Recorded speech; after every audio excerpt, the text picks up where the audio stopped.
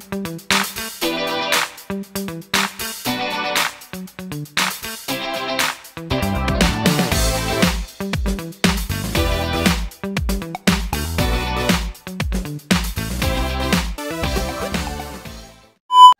everyone! Ayan, it's Sunday today. Dahil Sunday today guys, ay naisipan kong magluto ng crispy kare-kare. Ayan, pork crispy kare-kare. So, i-share ko sa inyo guys kung paano ko niluluto yung aking crispy kare-kare. Ayan, dahil para maiba naman, karaniwan kasi pag nagluluto ng kare-kare, fresh yung meat nila sariwa. Ako, ang ginagawa ko, pina-fried ko muna. So, eto guys, bago ako mag-umpisa, i-share ko sa inyo kung paano ko yung lulutuin. Napakasimple lang, napakadali. Ay, welcome back to my channel, Hilda Chavez Ebio guys. Ayan. At eto guys, i-share ko sa inyo, dahil Sunday naman today, walang ginagawa, at nandito kami sa house. So, i-share ko sa inyo kung paano ko niluluto yung aking menu na crispy pork kare-kare. O ayan, meron ako ditong 1 kilong laman ng baboy. Ayan. Ito guys ay laman, kasim. Ayan, ito yung aking gagawin kasi para wala na siyang buto-buto. Ayan, ang gagawin ko lang dito guys. Ayan, ipapakulo ko muna siya para medyo lumambot bago ko siya piprituhin. Kasi para mas mabilis.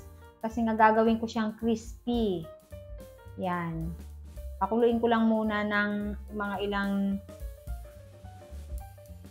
oras, ay hindi oras, mga 30 minutes, ayan, o kaya mga 15 to 20 o ganyan. Hanggang depende sa tigas ng baboy na meron kayo, kasi pagka medyo matigas yung karne, tagalan nyo ng konti. Pero pag malambot naman, saglit lang naman yan. Yan, nilagyan ko lang ng mga sangkap, laurel, buong paminta, at nilagyan ko ng konting asin or patis, pwede na yon. And then, tubig lang, ayan, pakulo lang. Para medyo may lasa na siya kapag piniprito ko na. Kaya ganito ang hitsura ng karne ko guys, kasi frozen ito, dahil naka-freezer. Ayan na. Tapos ko na siyang pinakulo at malambot naman na siya dahil hindi naman masyadong matigas ang karne na to. Eto guys, paraan ko lang ha. Sinishare ko lang naman sa inyo. Kasi nung natikman ko yung crispy kare-kare, mas masarap kesa dun sa hindi crispy. Kasi yung pangkaraniwan na titikman ko, fresh yung karne niya, karne lang talaga siya. Ito, hiniwa ko lang siya guys ha. Gusto kong sukat. Ayan, sa gusto kong hiwa. Ayan. Pwede rin namang lakihan nyo. Ako kasi niliit ko na. Para hindi na kami maghihiwa-hiwa mamaya. Bite size lang talaga itong ginawa ko para agad subo. Para mas madali siyang lumutong. Ayan, piniprito ko lang dito guys. Kinover ko lang kasi nangitipid-tipid. Ayan, tapos na. Ayan. O, ayan, crispy na to. Malutong na talaga siya. Depende sa inyo. Gusto yung palutungin ng palutungin. Ako gusto namin malutong. Next naman guys, same pan lang ha. Dito na rin sa kawali na to, isa lang kawaling gagamitin ko. Pa-fried ko muna yung aking talong. Ayan, mas maganda ipa-fried nyo yung talong nyo.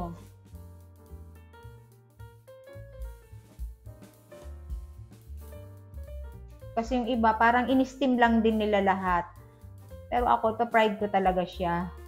Ganito naman kasi dapat, piniprito talaga muna yung talong. Kanya-kanyang diskarte sa pagluluto ng kare-kare. Ayan, dahil ako naman, ito ang diskarte ko. Ayan, naprito ko na yung aking talong. Ayan, sunod ko yung ibang gulay naman.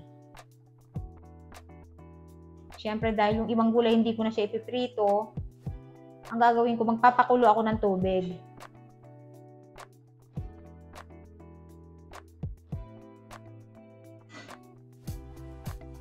Ayan, next. May tubig na itong aking pan. Sunod ko yung puso ng saging. Ayan, papakuloyin ko ito guys para luto na rin naman siya.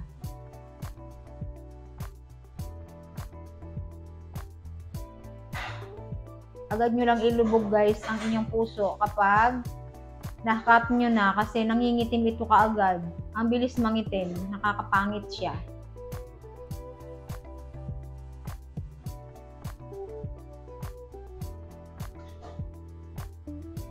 Oh, ito naman yung aking sitaw. Dito ko naman sa kabila ilalagay para pagsabayin ko na silang pakuluin ng konti. Tsaka konting kulo lang, mga half cook, ganun. Kasi pangit naman yung overcook yung vegetables sa kare-kare. Tsaka yung sitaw nyo, depende sa inyo kung gaano rin kahaba ang gusto nyo. Ako hinabaan ko ng konti, yung mga isang dangkal siya.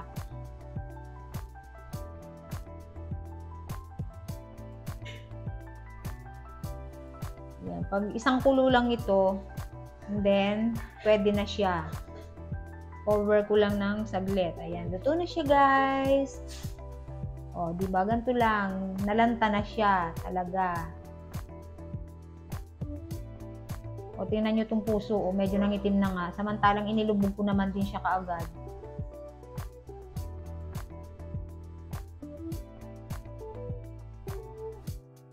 Mas masarap yung maraming gulay. Yan, haunin ko na muna kasi baka ma-over naman. Pwede rin guys kayo mag-add ng ibang gulay kung anong gusto nyo. Basta nababagay naman sa kare-kare. Pero ito lang naman kasi ang mga gulay na pangkaraniwan na sinasahog sa kare-kare. Next naman itong aking pechay. Same pan pa rin. Hindi na ako nagpalit ng kawali. Takpan ulit. Ayan. Mas mabilis ito steam kasi saglit lang ito. Ito naman yung aking peanut butter. Ayan. Tutunawin ko muna ito guys para mas maganda siyang gawing sauce mamaya. Ayan, lagyan ko ng mainit na tubig para mas mabilis malusaw. Pwede rin namang initin nyo sa kawali, doon nyo lusawin. Pwede rin yun. Nasa inyo kung paano nyo lulusawin ang inyong peanut butter. Ako ganito, hot water na lang. Then, sige, halo-halo lang, ganyan. Marulusaw na rin. At ang inyong peanut butter naman ay, depende na rin sa inyo kung gaano karami inyong lulutuin. O ayan, nalanta na tong aking pechay. Dahil hindi naman ito pwedeng patagalin din. Saglit lang itong steam ng konti. At haunin na rin.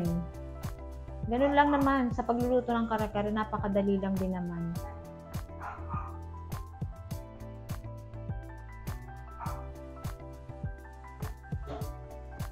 Ayan.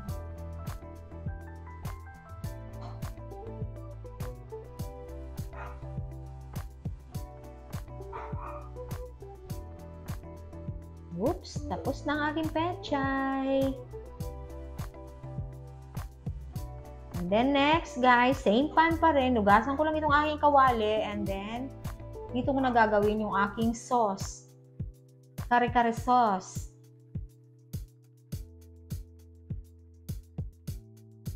Yan. Una, syempre, itong aking peanut butter na tinunaw ay imubuhos ko na lang dito. Pwede namang i-direct nyo na rin na dyan nyo na tinutunaw-tunaw sa kawali.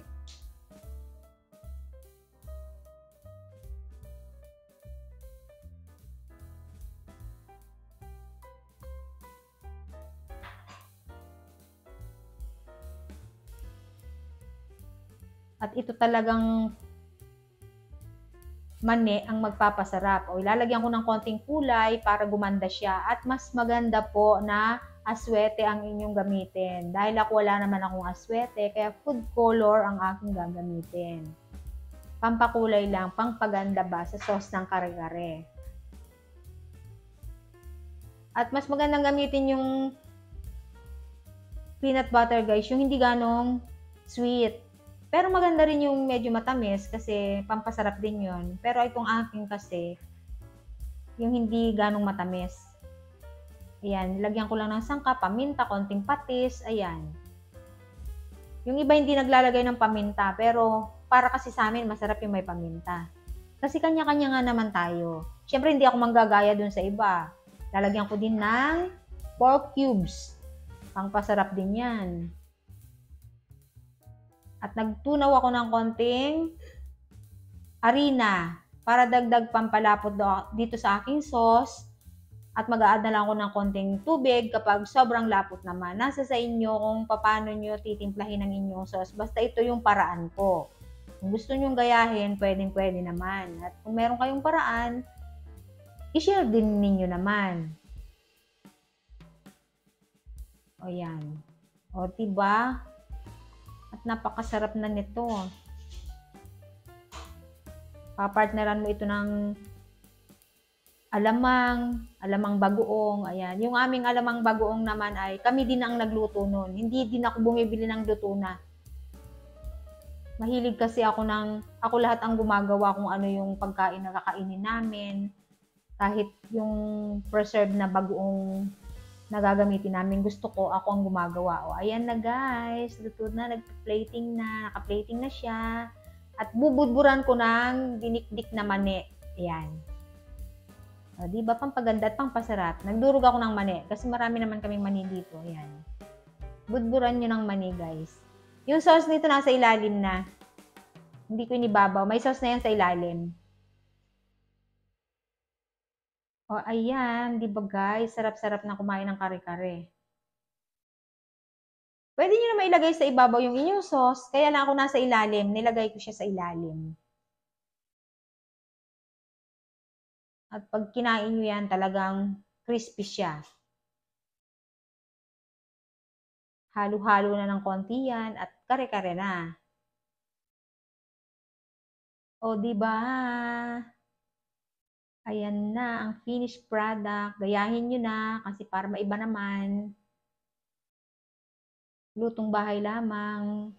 So, ayan, eto na. Natapos ko na yung aking pork crispy kare-kare. Ayan, at ito ang lunch namin for today, guys. Ayan, napakasimple, diba? Try yung lutuin. Kasi medyo crispy siya pag kinakain nyo, napakasarap. Kasi once na natikman nyo to, guys, ganito ang gagawin yung luto sa inyong kare-kare. Ayan, pwede rin naman yung chicken or beef sa mga hindi kumakain ng pork. Pwede po yung meat na chicken at beef. Nasa sa inyo kung anong meat ang gagamitin ninyo.